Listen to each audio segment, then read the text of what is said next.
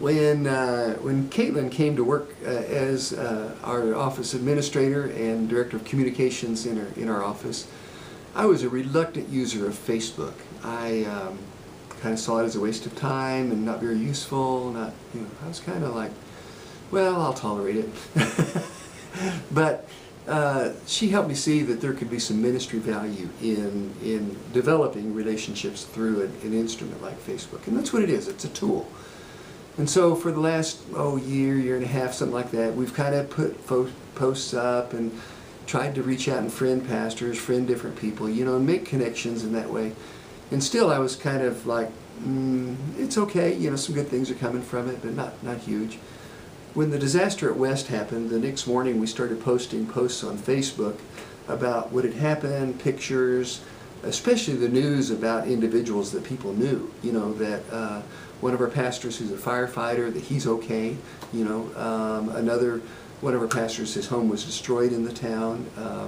When we started getting news out like that folks are okay, and then what the needs are in the community, one of those posts actually reached, I think the numbers there told us more than 26,000 people. And so I began to see the value of it, especially in a time of crisis or a time of difficulty.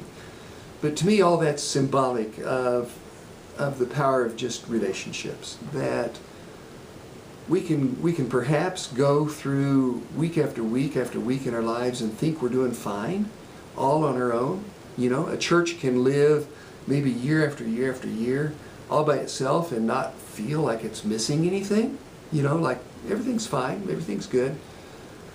But when the disaster happens, when the unexpected happens, when the crisis happens in the family, then you know if you have relationships or not. Then you know if you have that network of friends and loving people built out there that can respond and come not only to pray for you, but to love you and to listen and just to be there. And so through this whole experience, I've come to realize that what we do as an association is critical. And it just may seem mundane, it may seem boring, the executive board meetings might be boring, and a lot of things we do may seem just like kind of mechanical or whatever.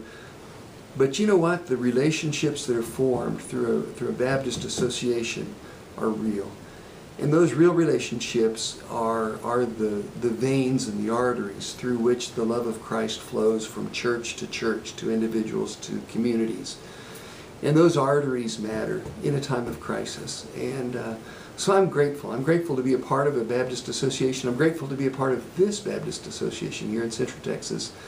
And I'm grateful for everybody that's participating in it. All the people that have joined, all the people that are active, the members of the ministry teams, the volunteers, all the people that come together and make it work, because they too, every single one of them, have seen the value of relationships, and that a church really isn't healthy and whole without relating to its sister churches in the area.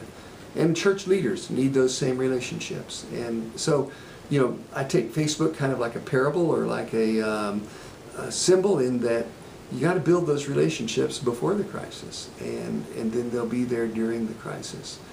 So if anything I could say after living through this a couple weeks with the people of West is that thank God for relationships, and thank God for those people that allow us to be a part of their lives.